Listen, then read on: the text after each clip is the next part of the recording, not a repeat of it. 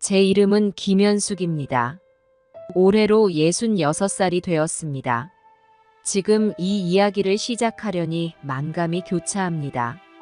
제 인생이 이렇게 될 줄 누가 알았을까요? 저는 평범한 시골 마을에서 태어났습니다.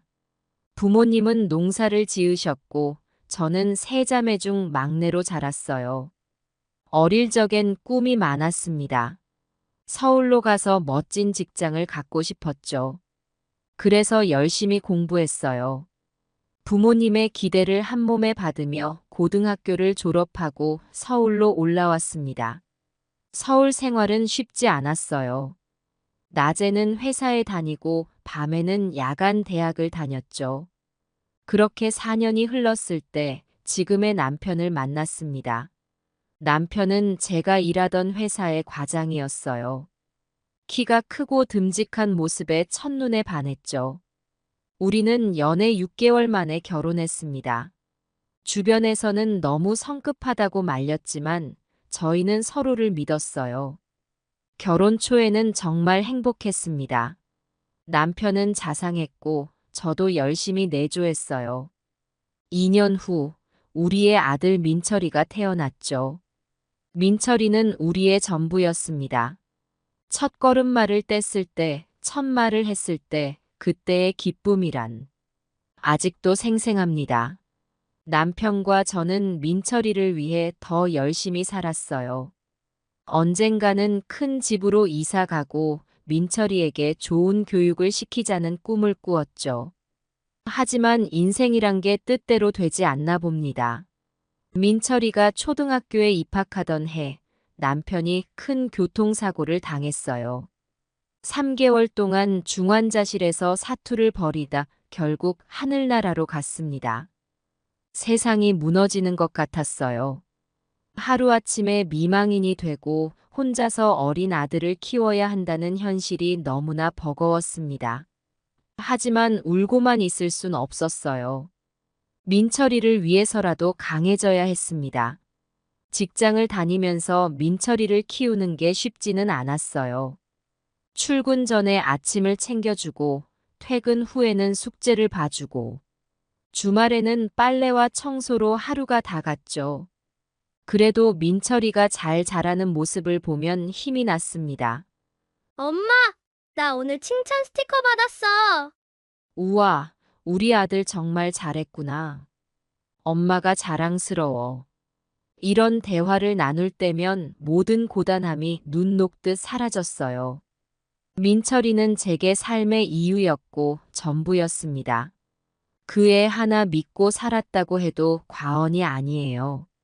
하지만 세월이 흐르면서 민철이가 조금씩 변하기 시작했습니다. 처음에는 사춘기려니 했어요. 모든 아이가 다 그러려니 그렇게 생각했죠. 하지만 점점 심해지는 반항과 알 수 없는 행동들. 어디서부터 잘못된 걸까요? 제가 뭘 잘못한 걸까요? 지금 이 이야기를 하는 제 마음은 아직도 복잡합니다. 한편으로는 제 아들을 이렇게 세상에 알리는 게 맞나 싶기도 하고, 또 한편으로는 저와 비슷한 처지의 부모들에게 작은 위로와 용기가 되었으면 하는 마음도 있어요. 이제부터 제가 들려드릴 이야기는 제 인생에서 가장 힘들고 고통스러웠던 시간들입니다. 하지만 동시에 가장 큰 깨달음을 얻은 시간이기도 해요.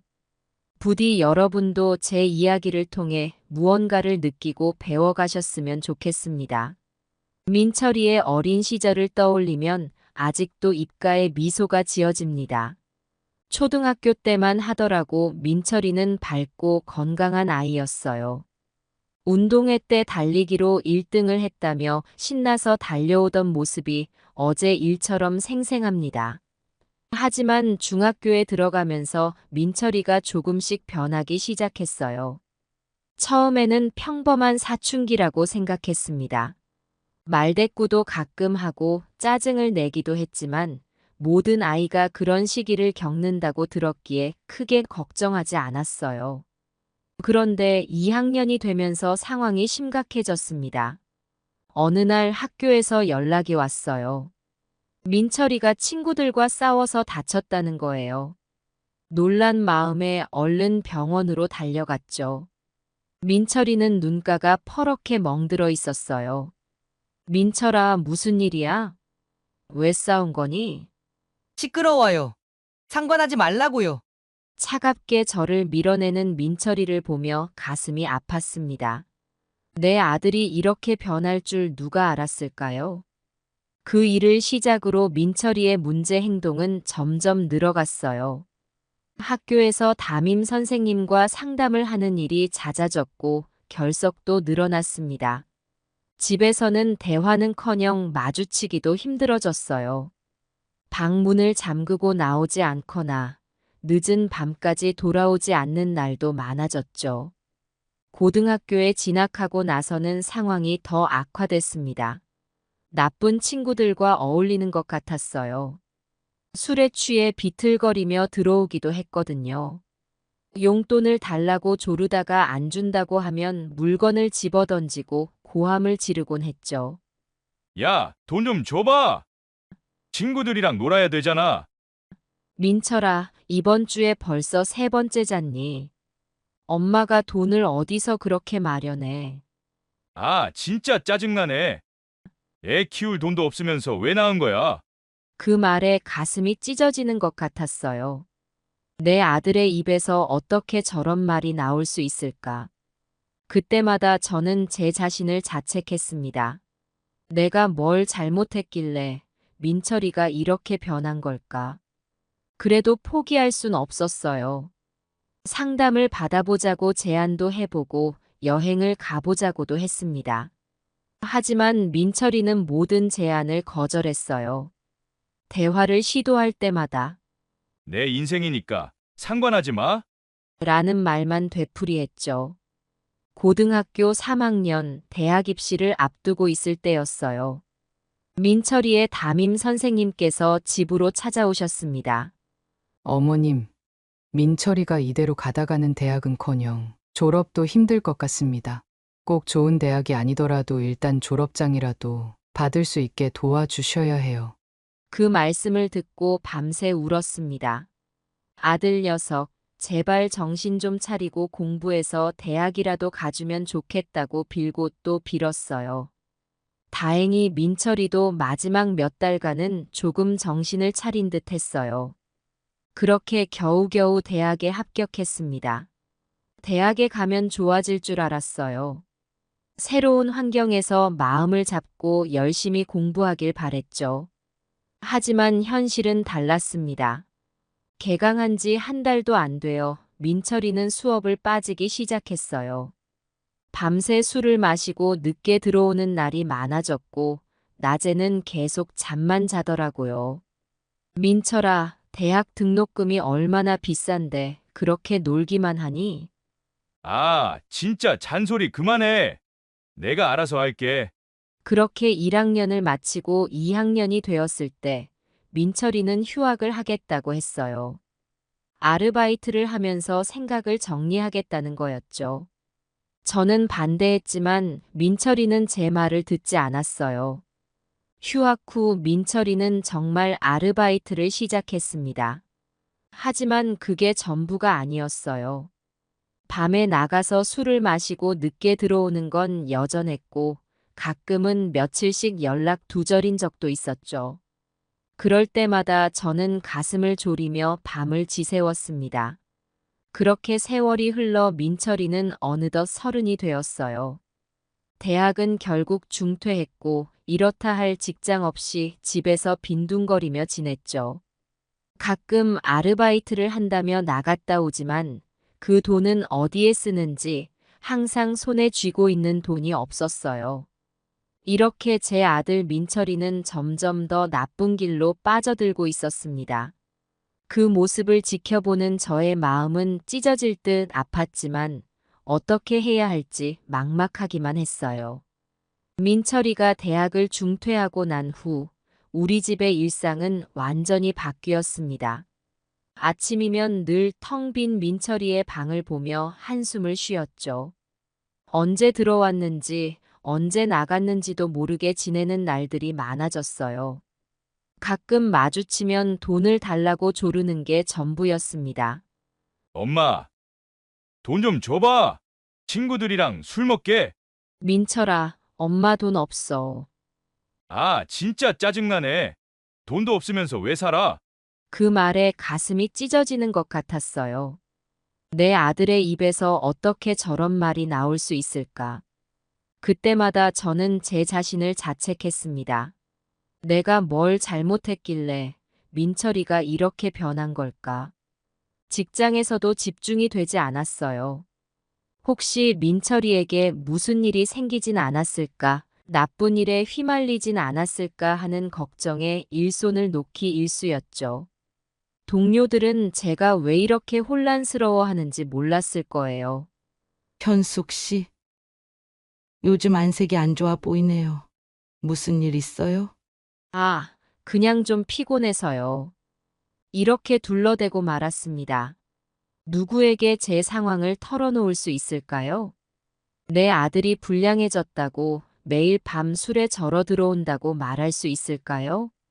동네에서도 점점 소문이 나기 시작했어요. 현숙이네 아들.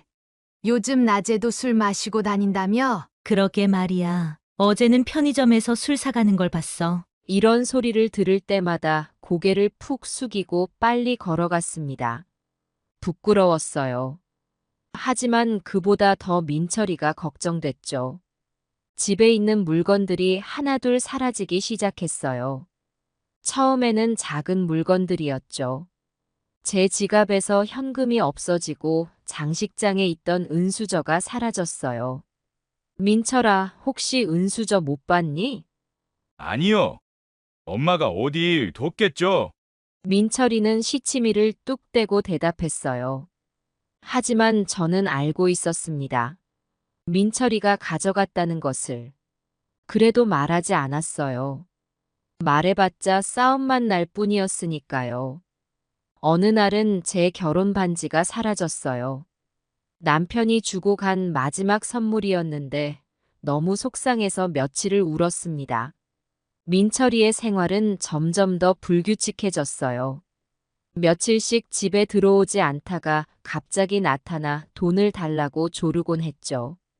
때로는 술에 취해 들어와 난동을 부리기도 했고요. 야, 이 집에 먹을 거 없어? 배고파 죽겠네. 민철아, 방금 들어왔잖아. 엄마가 뭐 해줄까? 됐어요. 그냥 돈이나 줘. 나가서 먹을래. 이런 대화가 일상이 되어버렸어요. 아들과 따뜻한 대화를 나누는 것이 꿈만 같았습니다. 그렇게 세월이 흘러 민철이는 어느덧 30이 되었어요. 대학은 결국 중퇴했고 이렇다 할 직장 없이 집에서 빈둥거리며 지냈죠. 가끔 아르바이트를 한다며 나갔다 오지만 그 돈은 어디에 쓰는지 항상 손에 쥐고 있는 돈이 없었어요. 이렇게 제 아들 민철이는 점점 더 나쁜 길로 빠져들고 있었습니다. 그 모습을 지켜보는 저의 마음은 찢어질 듯 아팠지만 어떻게 해야 할지 막막하기만 했어요. 이제 와서 생각해보면 그때 더 강하게 나섰어야 했는지도 모르겠어요. 하지만 그땐 정말 어찌해야 할지 몰랐습니다. 그저 언젠가는 민철이가 정신을 차리기를. 그렇게 바라며 하루하루를 버텼어요. 민철이의 상황이 악화일로를 걷는 동안 저의 일상도 점점 무너져 갔습니다. 직장에서는 실수가 잦아져 상사에게 꾸중을 듣기 일쑤였고 밤에는 제대로 잠을 이루지 못했어요. 민철이가 언제 들어올지 또 무슨 일을 저지를지 모른다는 불안감에 시달렸거든요. 이웃들과의 관계도 점점 소원해졌습니다. 예전에는 주말마다 모여 김치도 담그고 반찬도 나눠 먹곤 했는데 이제는 마주치면 어색한 인사만 나눌 뿐이에요. 민철이 때문에 창피해서 피하는 건지 아니면 그들이 저를 피하는 건지 분간이 가지 않았습니다. 현숙 씨, 요즘 민철이는 어때요? 취직은 했나요? 아, 네, 뭐 열심히 노력 중이에요. 이렇게 거짓말로 둘러댈 때마다 죄책감에 시달렸습니다. 하지만 실상을 털어놓을 용기는 나지 않았어요. 경제적으로도 많이 힘들어졌습니다. 민철이가 자주 돈을 요구했고 거절하면 괴팍하게 변했기 때문에 어쩔 수 없이 줄 수밖에 없었어요. 적금도 해약하고 보험도 해약했습니다. 남편이 남겨준 보험금도 바닥이 보이기 시작했어요. 어느 날 밤 민철이가 또 술에 취해 들어왔습니다. 엄마, 돈 줘. 당장 필요해. 민철아, 이제 정말 줄 돈이 없어. 엄마가 다 털어서 너한테 줬잖아. 거짓말하지 마, 뭐. 내가 모를 줄 알아? 아빠가 남긴 보험금 아직 남았잖아. 그 말에 저는 깜짝 놀랐어요. 어떻게 그걸 알고 있는 거지? 그건 너 학비로 써야 할 돈이야. 나중에 너가 공부하고 싶을 때 쓰려고. 아, 진짜 웃기네. 내가 언제 공부한다고 그랬어? 그냥 돈이나 내놔. 민철이가 소리를 지르며 제 팔을 잡아 끌었어요. 너무 아팠지만 소리 지르지 않으려 입술을 깨물었습니다. 민철아, 제발 그만해. 엄마가 너무 힘들어. 엄마가 힘들어. 내가 얼마나 힘든 줄 알아? 돈도 없고, 가진 것도 없고, 이렇게 살바해야 차라리. 민철이의 말끝이 흐려졌어요. 그의 눈에 눈물이 고이는 걸 봤습니다. 순간 가슴이 찢어지는 것 같았어요. 내 아들이 이렇게 힘들어하고 있었는데 난 그저 돈 문제로만 걱정하고 있었던 걸까? 미안해, 민철아. 엄마가 미안해. 그렇게 말하며 민철이를 안았어요. 처음에는 거부하는 듯 했지만 이내 그도 저를 꼭 안아주었습니다. 그날 밤 우리는 오랜만에 함께 울었어요. 다음 날 결심했습니다. 이대로는 안 되겠다고. 민철이를 돕기 위해 전문가의 도움을 받아야겠다고 생각했어요. 상담센터에 전화를 걸어 상담을 받았고 민철이를 설득해 함께 가보기로 했습니다. 하지만 현실은 그리 쉽지 않았어요. 민철이는 처음에는 가겠다고 했다가도 막상 당일이 되면 나가질 않았어요. 몇 번을 그렇게 반복하다 결국 포기하고 말았습니다. 그렇게 또 시간이 흘러갔어요. 변한 건 아무것도 없었습니다. 아니, 오히려 상황은 더 나빠졌어요. 민철이의 행동은 점점 더 과격해졌고 저는 점점 더 지쳐갔습니다. 이대로는 안 된다는 생각이 들었어요. 하지만 어떻게 해야 할지, 무엇을 해야 할지 알 수 없었습니다. 그저 하루하루를 버티는 것만으로도 힘이 들었어요. 그러던 어느 날 예상치 못한 일이 벌어졌습니다. 그 일은 제가 늦은 밤 퇴근길에 일어났습니다. 평소보다 야근이 길어져 집에 늦게 돌아가는 길이었어요. 피곤한 몸을 이끌고 집 앞에 도착했을 때 이상한 소리가 들렸습니다. 우리 집 안에서 남자들의 고함 소리와 물건 깨지는 소리가 들려왔어요. 순간 온몸에 전율이 흘렀습니다. 민철이에게 무슨 일이 생긴 걸까 하는 걱정에 서둘러 문을 열었죠.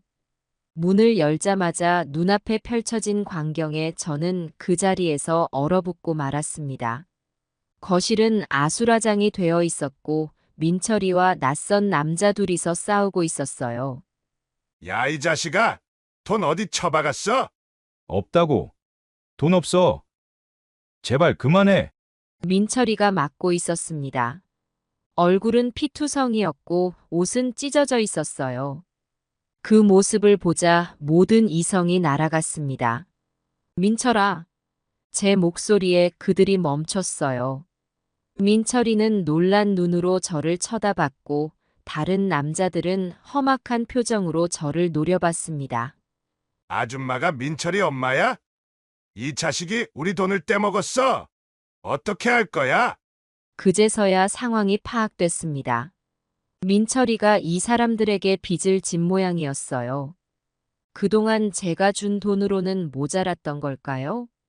죄송합니다. 제가 아들 대신 사과드립니다. 얼마를 갚아야 하나요? 떨리는 목소리로 물었습니다. 그들이 말한 금액을 듣고 저는 눈앞이 캄캄해졌어요. 그 돈을 어떻게 마련한단 말입니까? 일주일 안에 갚아. 안 그러면 다음에는 이렇게 착하게 굴지 않을 거야. 그렇게 말하고 그들은 떠났습니다. 민철이는 바닥에 쓰러져 흐느끼고 있었어요. 민철아, 괜찮니? 어디 다친 데는 없어. 민철이를 일으켜 세우려 했지만 그는 저를 밀쳐냈습니다. 가만히 있어요. 이게 다 엄마 때문이야. 왜 이렇게 일찍 들어와서는 그 말에 저는 할 말을 잃었어요. 내 아들이 이렇게까지 변해버렸다니. 그 순간 무언가가 확 깨닫는 기분이었습니다. 이대로는 안 된다. 뭔가 달라져야 한다. 민철아, 우리 이제 어떡하면 좋을까? 제 물음에 민철이는 대답하지 않았어요. 그저 고개를 푹 숙인 채 흐느낄 뿐이었습니다. 그날 밤 저는 밤새 고민했어요. 어떻게 해야 이 상황을 바꿀 수 있을지, 어떻게 해야 민철이를 구할 수 있을지. 그러던 어느 날 낯선 남자가 우리 집을 찾아왔습니다. 문을 열자마자 느껴지는 위압감에 저는 뒷걸음질 쳤어요. 아줌마, 민철이 있어요? 그 남자도 민철이만큼이나 험상궂게 생겼더라고요. 문신이 있는 팔뚝, 날카로운 눈빛. 보는 순간 등골이 오싹했습니다. 옷차림은 깔끔했지만 어딘가 모르게 위험한 분위기가 풍겼어요. 민철이가 지금 없는데 누구신지 여쭤봐도 될까요? 제 목소리가 떨리는 게 느껴졌어요. 그 남자는 잠시 저를 위아래로 훑어보더니 씩 웃었습니다. 아, 전 민철이 친구예요. 나중에 다시 올게요. 그렇게 말하고 그 남자는 가버렸어요. 하지만 그의 뒷모습을 보며 저는 왠지 모를 불안감에 휩싸였습니다. 민철이가 대체 어떤 사람들과 어울리고 있는 걸까? 불안한 마음에 민철이에게 전화를 걸었지만 받지 않았습니다. 몇 번이고 다시 걸어봤지만 계속 받지 않더라고요.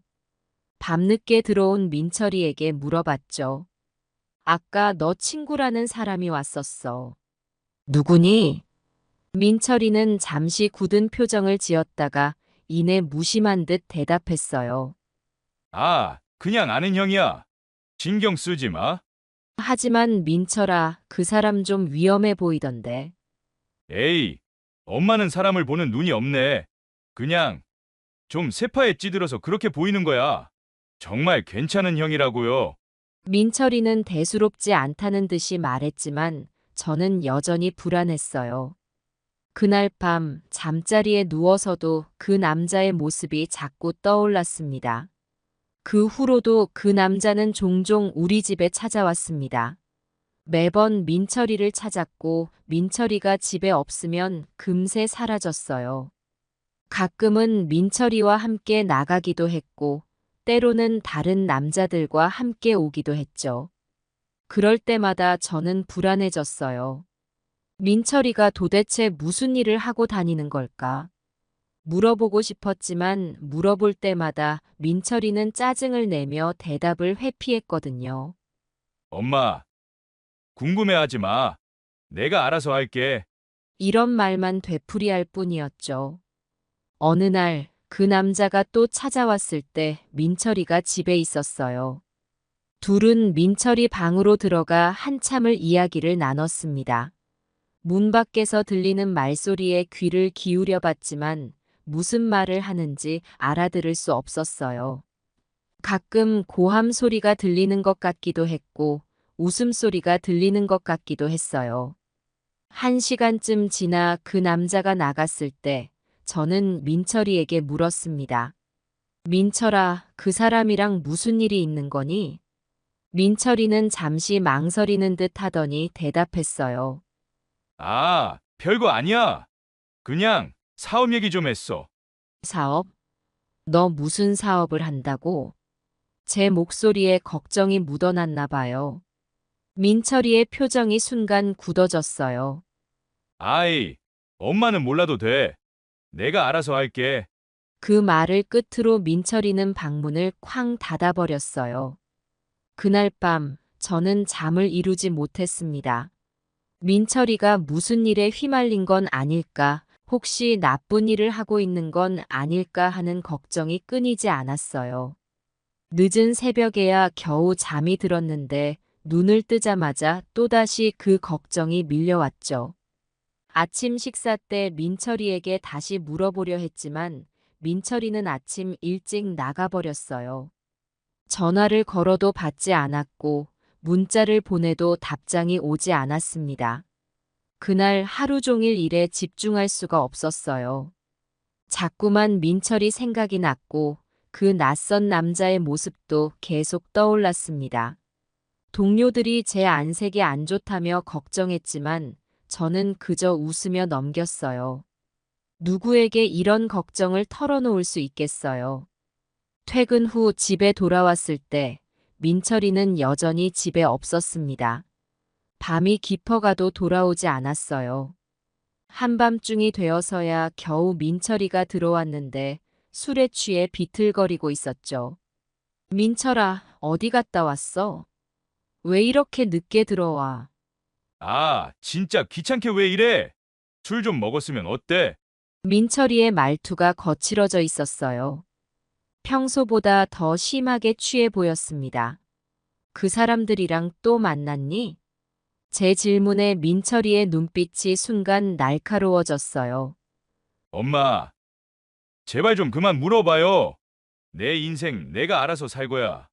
그렇게 말하고 민철이는 제 어깨를 거칠게 밀치고 방으로 들어가 버렸어요. 문을 쾅 닫는 소리에 저는 한동안 그 자리에 서 있었습니다.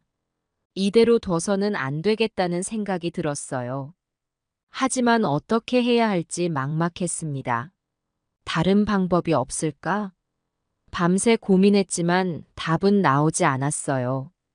다음 날도 그 다음 날도 비슷한 상황이 반복됐습니다.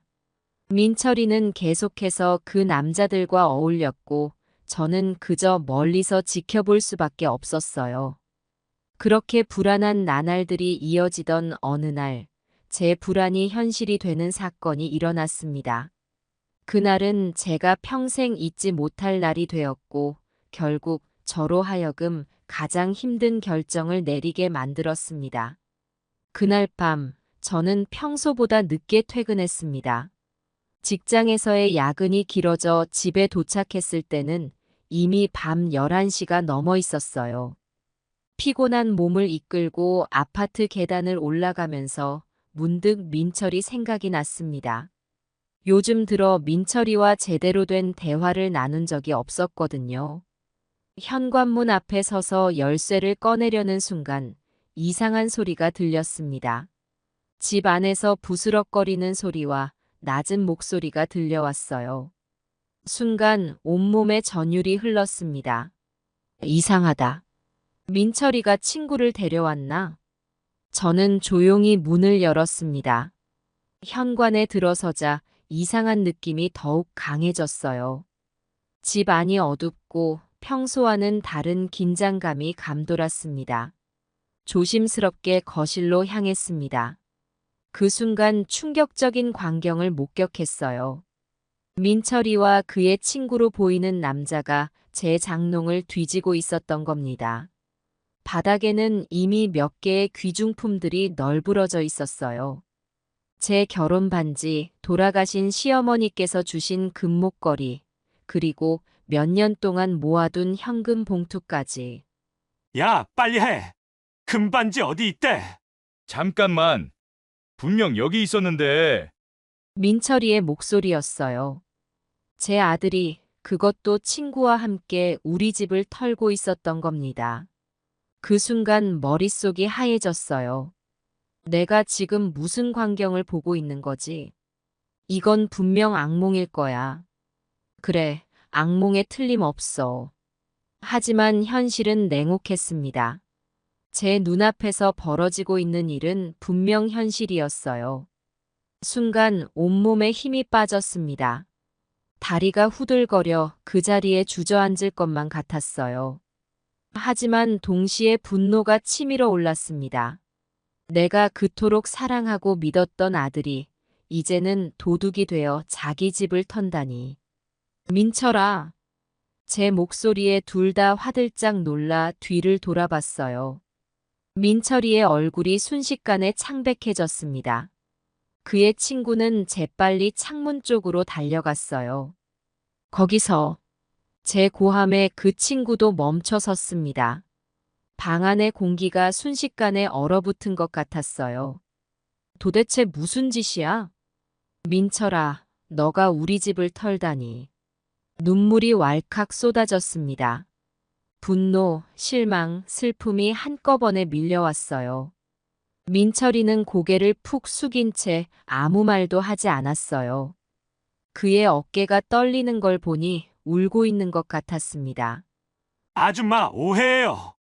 우리는 그저 민철이 친구가 변명을 하려 했지만 제가 손을 들어 제지했습니다.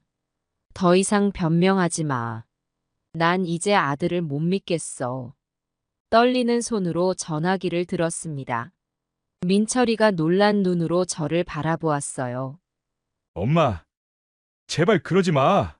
다시는 이러지 않을게. 민철이의 목소리가 흐느낌 섞인 애원으로 바뀌었습니다. 그 모습을 보니 가슴이 찢어지는 것 같았어요. 하지만 저는 더 이상 물러설 수 없었습니다. 이것이 민철이를 바로잡을 유일한 방법이라고 믿었기 때문이에요. 여보세요? 경찰서죠? 저희 집에 도둑이 들었어요. 전화를 거는 내내 손이 떨렸습니다. 민철이의 얼굴에서 핏기가 가셨어요. 그의 친구는 다시 한번 도망가려 했지만 제가 막아섰습니다. 네, 맞아요. 제 아들과 그의 친구예요. 빨리 와주세요. 전화를 끊고 나서 저는 그 자리에 주저앉아 울었습니다. 민철이도 울면서 제게 매달렸어요. 엄마, 미안해. 정말 미안해. 제발 용서해 주세요. 다시는 이러지 않을게. 민철이의 말에 가슴이 찢어지는 것 같았습니다. 하지만 이미 돌이킬 수 없었어요. 이것이 민철이를 위한 것이라고, 그를 올바른 길로 인도할 유일한 방법이라고 믿었습니다. 민철아, 엄마도 너무 힘들다. 하지만 이건 너를 위해서야.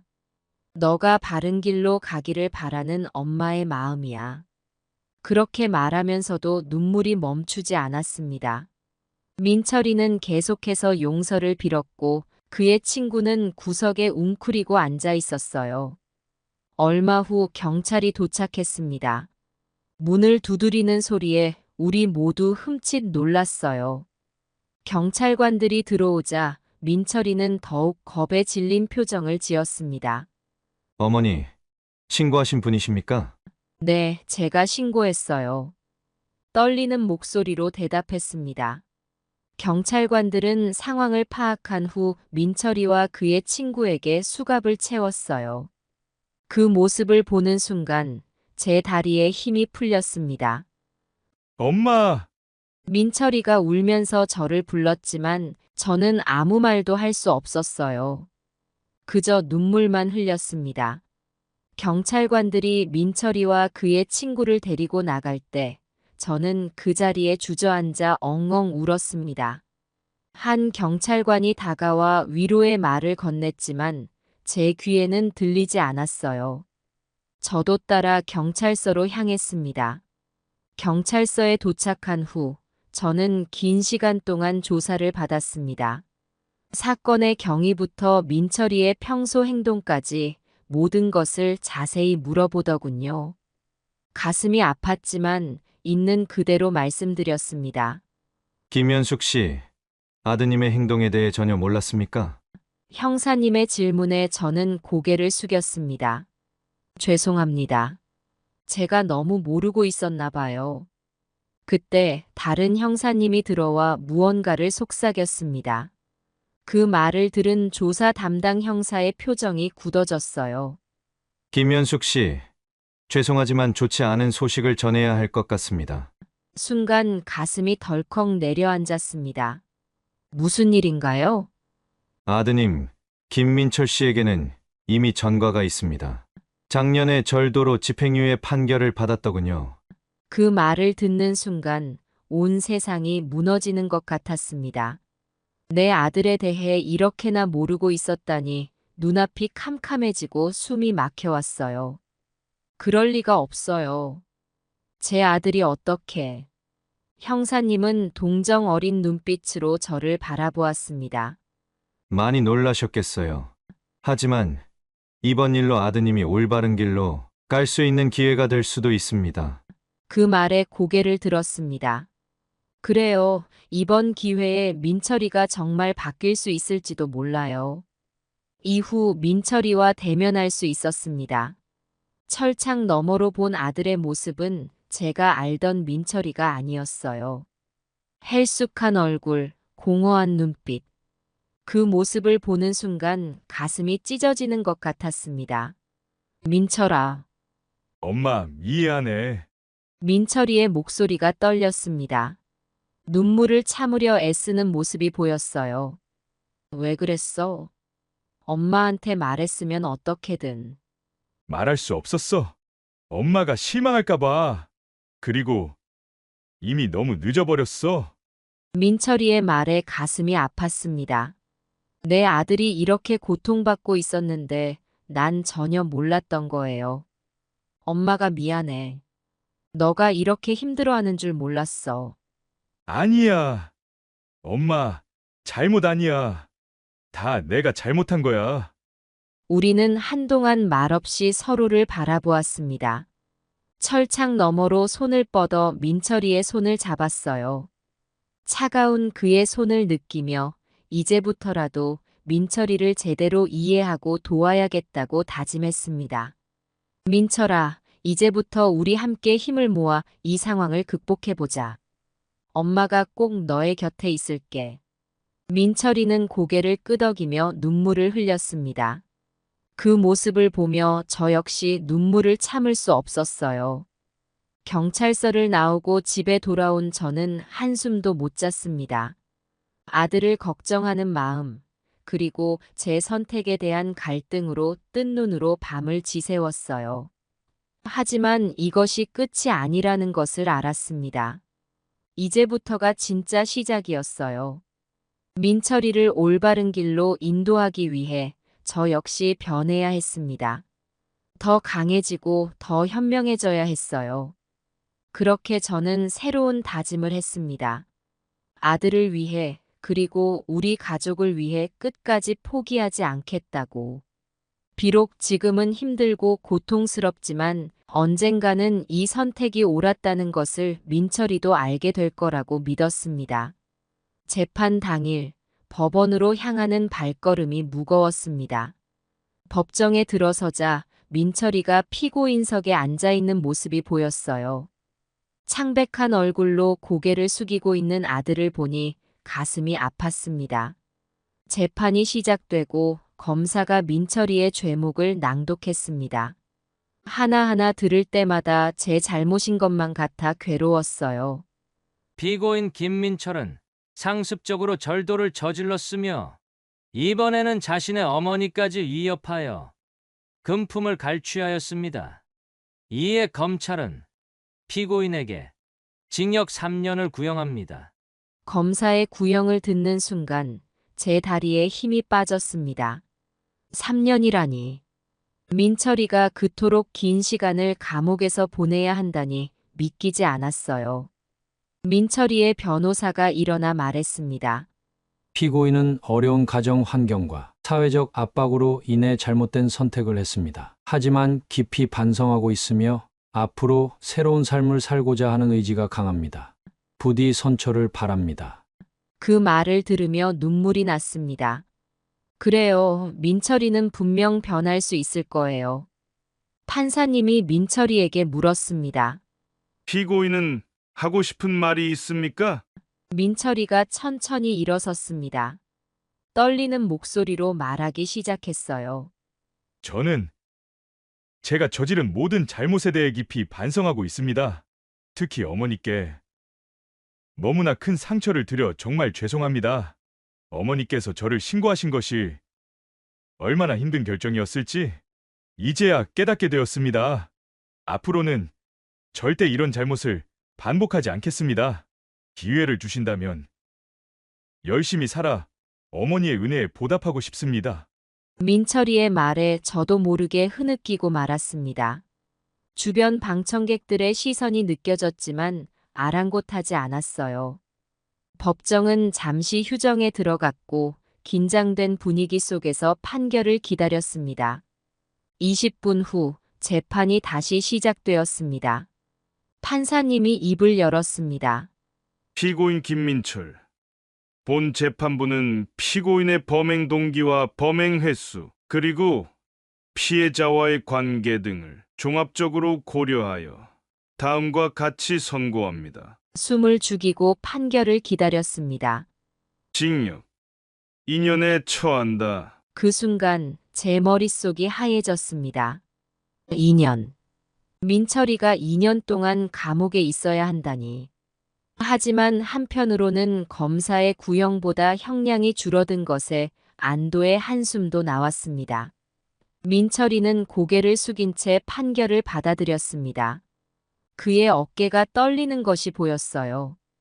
재판이 끝나고 민철이를 잠깐 볼 수 있었습니다. 교도관의 감시하에 짧은 대화를 나눴어요. 민철아, 힘내라. 엄마가 면회 자주 갈게. 엄마 정말 죄송해요. 기다려주세요. 꼭 새 사람이 되어 나올게요. 민철이의 말에 눈물이 왈칵 쏟아졌습니다. 아들을 꼭 안아주고 싶었지만 그럴 수 없었어요. 민철이가 호송차에 오르는 모습을 보며 제 가슴이 찢어지는 것 같았습니다. 하지만 이것이 민철이를 올바른 길로 인도할 수 있는 유일한 방법이라고 믿었기에 강한 마음을 가지려 노력했습니다. 법원을 나오면서 다짐했습니다. 2년 동안 민철이가 옳은 길로 갈 수 있도록 최선을 다해 돕겠다고. 그리고 민철이가 출소한 후에는 더 나은 삶을 살 수 있도록 준비하겠다고 말이에요. 비록 지금은 힘들고 고통스럽지만 이 시간이 우리 가족에게 새로운 시작이 될 수 있기를 간절히 기도했습니다. 민철이가 교도소에 수감된 후 제 일상은 완전히 바뀌었습니다. 처음에는 매일 아침 눈을 뜨는 것조차 고통스러웠어요. 민철이의 빈 방을 볼 때마다 가슴이 찢어지는 듯 했습니다. 주변의 시선도 견디기 힘들었어요. 장을 보러 나가면 이웃들이 수군거리는 소리가 들렸습니다. 저기 봐, 아들을 감옥에 보낸 여자야. 자식 하나 제대로 못 키웠네. 이런 말들이 제 귓가에 들려올 때마다 고개를 숙이고 빨리 걸어갈 수밖에 없었습니다. 한때 친하게 지내던 이웃들도 이제는 저를 마주치면 고개를 돌리곤 했어요. 직장에서도 상황은 마찬가지였습니다. 동료들의 동정 어린 시선과 조심스러운 태도가 오히려 더 마음을 아프게 했어요. 점심시간에 혼자 밥을 먹는 날이 많아졌고 회식에도 잘 참석하지 않게 되었습니다. 밤마다 자책감에 시달렸어요. 내가 민철이를 더 잘 키웠다면, 더 관심을 가졌다면 이렇게 되진 않았을 텐데.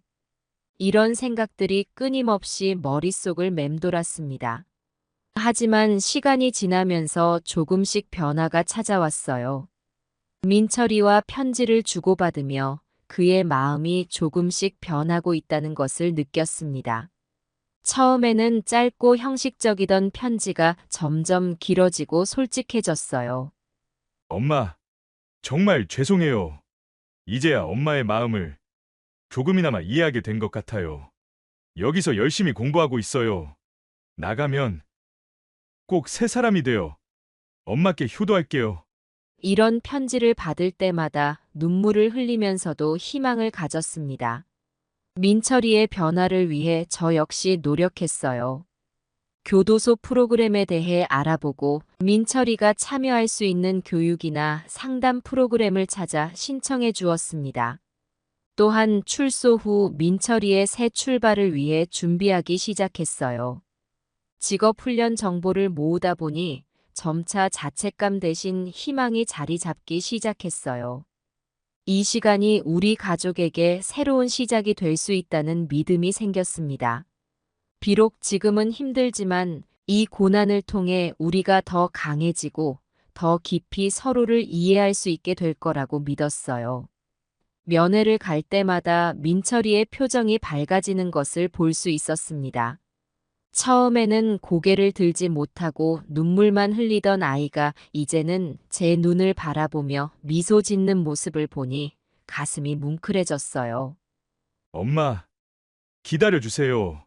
꼭 달라진 모습으로 돌아갈게요. 민철이의 그 말을 믿었습니다. 그리고 저 역시 변화하고 있었어요. 더 이상 남의 시선을 두려워하지 않게 되었고 당당하게 살아가려 노력했습니다. 주변의 따가운 시선들도 점차 누그러들기 시작했어요. 오히려 제 모습을 보고 용기를 얻었다는 이웃도 있었습니다. 현숙 씨, 정말 대단해요. 그 상황에서 그렇게 당당하게 살아가는 모습이 너무 멋져요. 이런 말을 들을 때마다 가슴이 뭉클해졌습니다. 2년이라는 시간이 결코 짧지 않았지만 저와 민철이에게는 새로운 삶을 준비하는 소중한 시간이었습니다. 이 시간을 통해 우리는 서로를 더 깊이 이해하게 되었고 앞으로의 삶에 대한 희망을 품게 되었어요. 민철이의 출소일이 다가올수록 설레는 마음을 감출 수 없었습니다. 이제 우리 가족에게 새로운 시작이 올 거라는 기대에 가슴이 뛰었어요. 비록 앞으로의 길이 평탄하지만은 않겠지만 이제는 함께 힘을 모아 어떤 어려움도 이겨낼 수 있을 거라 믿었습니다. 민철이의 출소일, 저는 아침 일찍부터 일어나 준비를 했습니다.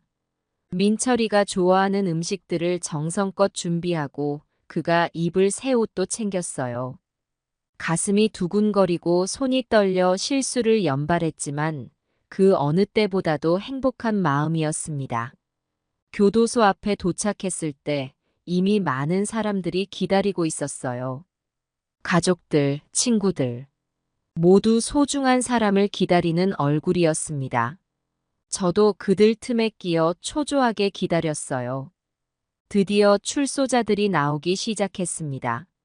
한 명 한 명 나올 때마다 제 심장은 더 빠르게 뛰었어요.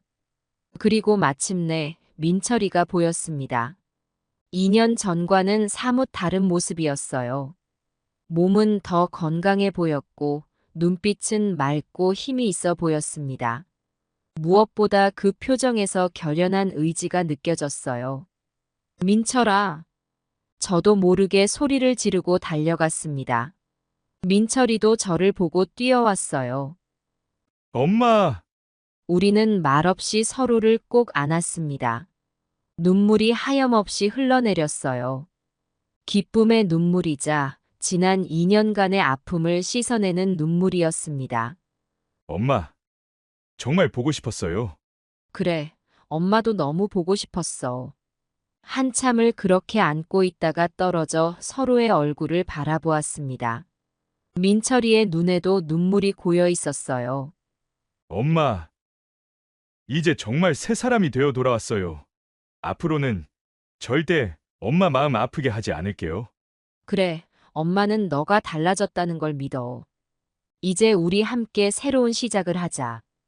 집으로 돌아오는 길, 민철이는 교도소에서의 생활과 그동안의 생각들을 이야기해 주었습니다.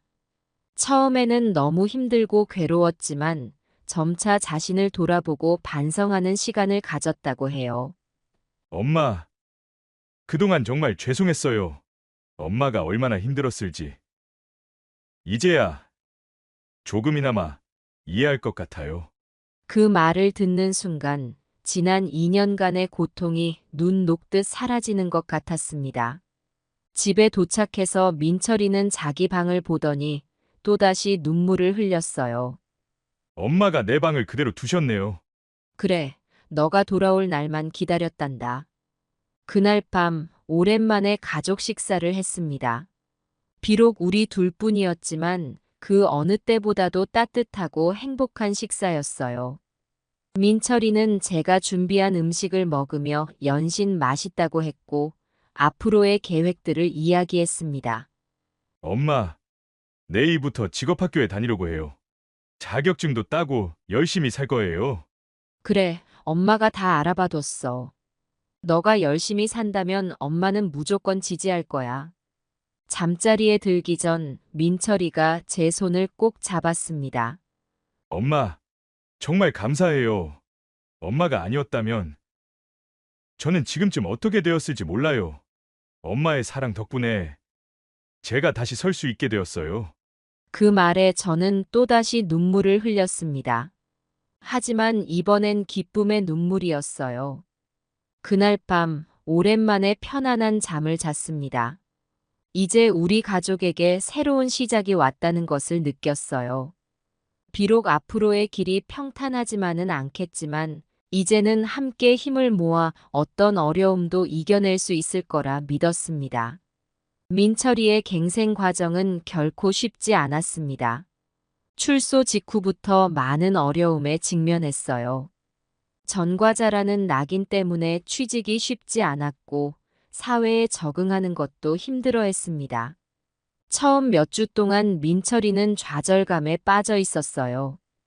이력서를 내도 연락이 오지 않았고 면접에 갔다 와서는 고개를 푹 숙인 채 들어오곤 했습니다. 엄마, 저 같은 놈은 아무도 안 받아줘요. 제가 뭘 할 수 있을까요? 그럴 때마다 저는 민철이를 꼭 안아주며 말했습니다. 민철아, 포기하지 마. 너는 충분히 잘할 수 있어. 우리가 함께 노력하면 반드시 길이 열릴 거야. 민철이는 제 말에 힘을 얻어 다시 일어섰습니다. 직업학교에 다니며 자격증 공부를 시작했고 틈틈이 아르바이트도 했어요. 처음에는 단순 노무직부터 시작했지만 점차 자신감을 얻어갔습니다. 엄마, 오늘 일하면서 칭찬받았어요. 제가 열심히 하니까 사장님이 좋아하시더라고요. 그런 말을 들을 때마다 제 가슴은 뿌듯함으로 가득 찼습니다. 6개월이 지나고 민철이는 첫 자격증을 취득했어요. 전기기능사 자격증이었습니다. 합격 통지서를 들고 온 민철이의 얼굴에는 자신감이 넘쳤어요. 엄마, 제가 해냈어요. 이제 정식으로 취직할 수 있을 것 같아요. 그 순간 저는 눈물을 참을 수 없었습니다. 민철이를 꼭 안아주며 말했어요. 정말 자랑스럽다, 우리 아들. 엄마는 너가 할 수 있다는 걸 믿었어. 그 후로 민철이의 삶은 조금씩 안정을 찾아갔습니다. 작은 전기 회사에 취직해서 열심히 일했고 점차 인정을 받아갔어요. 때로는 힘들어하기도 했지만 포기하지 않고 꾸준히 노력했습니다. 우리의 관계도 점점 더 돈독해졌어요. 퇴근 후 함께 저녁을 먹으며 하루 일과를 나누는 것이 일상이 되었습니다. 주말이면 함께 산책을 가거나 영화를 보러 가기도 했어요. 엄마, 제가 이렇게 행복해도 될까요? 가끔은 제가 꿈을 꾸고 있는 것 같아요. 그럴 때마다 저는 민철이의 손을 꼭 잡아주었습니다. 당연히 행복해도 돼. 너가 열심히 노력해서 얻은 행복이야. 엄마는 너가 정말 자랑스러워. 1년이 지나고 민철이는 자신의 월급으로 작은 원룸을 얻었습니다. 독립한다고 했을 때 솔직히 불안했지만 민철이의 결정을 존중해주기로 했어요. 엄마, 걱정하지 마세요. 이제 제 발로 설 수 있어요. 엄마가 저를 이렇게 키워주셨잖아요. 이삿날 민철이의 새 집을 보며 가슴이 뭉클해졌습니다. 우리 아들이 이제 정말 어엿한 어른이 되었구나 싶었어요. 물론 여전히 어려움은 있었습니다. 가끔 민철이의 과거를 아는 사람들의 편견 어린 시선을 받을 때면 마음이 아팠어요. 하지만 그럴 때마다 민철이는 당당하게 맞섰습니다. 제가 과거에 실수를 했지만 지금은 열심히 살아가고 있습니다. 저를 지금의 모습으로 봐주셨으면 좋겠습니다. 그런 민철이의 모습을 보며 저는 더욱 자랑스러웠습니다. 우리는 함께 웃고 울고 때로는 다투기도 하면서 조금씩 성장해 나갔어요. 2년이 지난 어느 날 민철이가 제게 말했습니다. 엄마, 정말 감사해요. 엄마가 그때 저를 신고하지 않으셨다면 저는 지금쯤 어떻게 되었을까요? 엄마의 그 힘든 선택이 저를 살렸어요. 그 말을 듣는 순간 지난 시간 동안의 모든 고통과 눈물이 보상받는 것 같았습니다. 우리의 관계는 이제 그 어느 때보다 돈독해졌습니다. 서로를 더 이해하고 존중하게 되었어요. 비록 힘든 시간을 겪었지만 그 시간이 우리를 더 강하게 만들어 주었다고 믿습니다. 시간이 흘러 민철이의 출소 후 5년이 지났습니다. 지금 민철이는 어엿한 전기 기술자가 되어 안정된 직장에서 일하고 있어요. 작년에는 승진도 했답니다. 무엇보다 가장 큰 변화는 민철이의 눈빛이에요. 이제는 자신감과 책임감이 가득한 눈빛으로 세상을 바라봅니다. 엄마, 제가 이만큼 올 수 있었던 건 모두 엄마 덕분이에요. 민철이가 종종 이런 말을 할 때면 가슴이 뭉클해집니다. 그 힘들었던 시간들이 주마등처럼 스쳐 지나가곤 해요. 저 역시 많이 변했습니다. 더 이상 남의 시선을 두려워하지 않아요. 오히려 제 경험을 다른 사람들과 나누며 힘을 주고 있죠. 지역 봉사단체에서 활동하며 비슷한 처지의 부모들을 돕고 있어요. 그들에게 희망과 용기를 전하는 일이 제 삶의 새로운 의미가 되었습니다. 현숙 씨 덕분에 용기를 얻었어요. 저도 포기하지 않고 아이를 믿으며 기다려 볼게요. 이런 말을 들을 때마다 그때의 선택이 옳았다는 확신이 듭니다. 민철이는 이제 결혼을 준비하고 있어요. 예비 며느리는 민철이의 과거를 알면서도 그를 있는 그대로 받아들여 주었죠. 그 모습을 보며 얼마나 감사했는지 모릅니다. 엄마, 저 이제 정말 행복해요. 과거의 제 모습을 생각하면 믿기지가 않아요.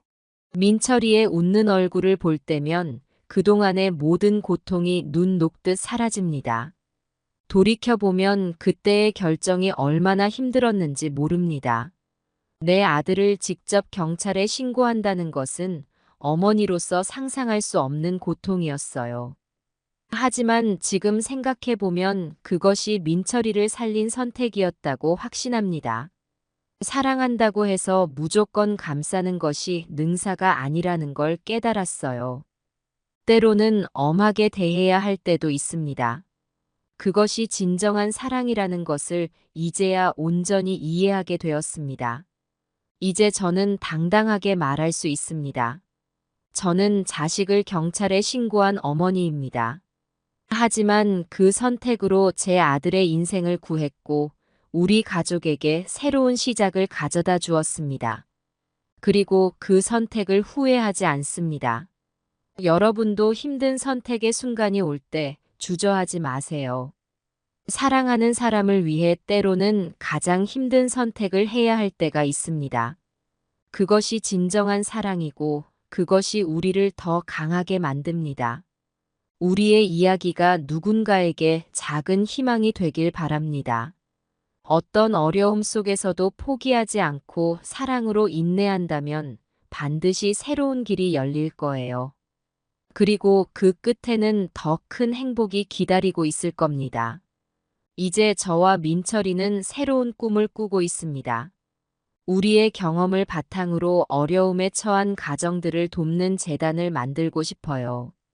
그래서 더 많은 사람들에게 희망과 용기를 전하고 싶습니다.